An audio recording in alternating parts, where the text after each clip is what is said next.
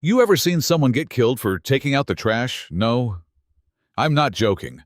That's exactly what happened to Marlene Roche, 64 years old. Lived alone in a quiet town called Clearbrook, South Dakota. Wore the same old floral slippers every morning. Took her sweet time watering lavender by the fence.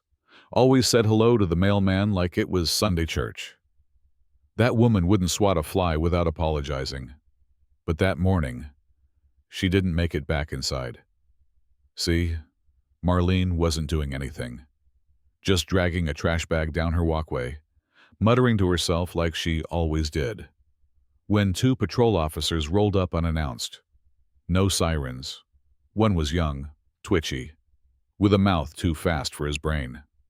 The other older, mean behind the eyes. They said there was a suspicious person in the neighborhood. Yeah, I guess that person looked a whole lot like a 64-year-old woman holding eggshells and coffee filters. She told them her name loud and clear, Marlene Roche, 38 years in that same house. And you know what she got in return? A gun shoved in her face. Now Holt, the younger cop, hesitated. You could see it. His hand hovered near the cuffs but didn't quite move. But Barnes, the older one, he didn't blink. 1 second. Marlene's pleading. I have a son. And the next, there's a shot. Loud, sharp. The kind that echoes in your spine. She dropped right there, by the fence, next to the lavender she planted for her late husband. And Barnes. He didn't even check if she was alive, did he? Just muttered something about paperwork and told Holt to call it in. No sirens. No CPR. Just silence. Except, here's where it flips. Because the bracelet that flew from Marlene's wrist, that wasn't just any trinket. It had an engraving, a military code, and later that day, that code pinged in a secure database at Offutt Air Force Base. Within 6 minutes, Colonel Rémy Roche, commander of Strategic Defense Operations, walked out of a nuclear readiness briefing and got on a private jet. His mother had been shot, and someone was going to answer for it. Now, you think that's the end, but let me back up a sec. You see, the security footage. It wasn't even found by the cops.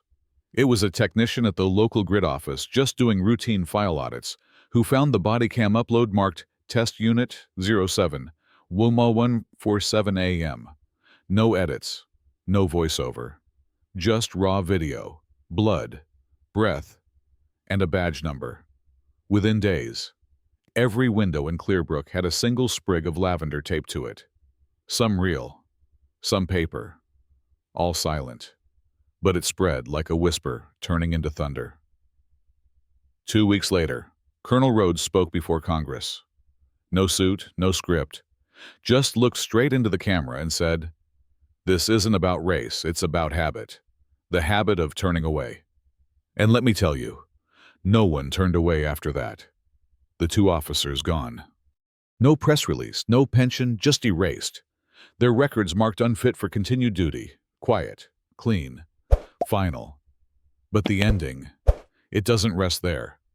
Because 3 months later, in a classroom for new cadets in Ohio, a boy raised his hand and asked, "If I see something wrong, but I say nothing, does that make me guilty too?" The instructor didn't answer, just nodded, and wrote a name on the board, Marlene Roche. There's no statue for her. Just a patch of grass near the sidewalk where a single stalk of lavender still grows. So now I gotta ask you, if that had been your mother, would you have stayed quiet? Let me know down below, what is justice when silence becomes a weapon? Do we punish the act or the system that lets it repeat? Hit the comments. Speak loud, because next time, it might be your fence.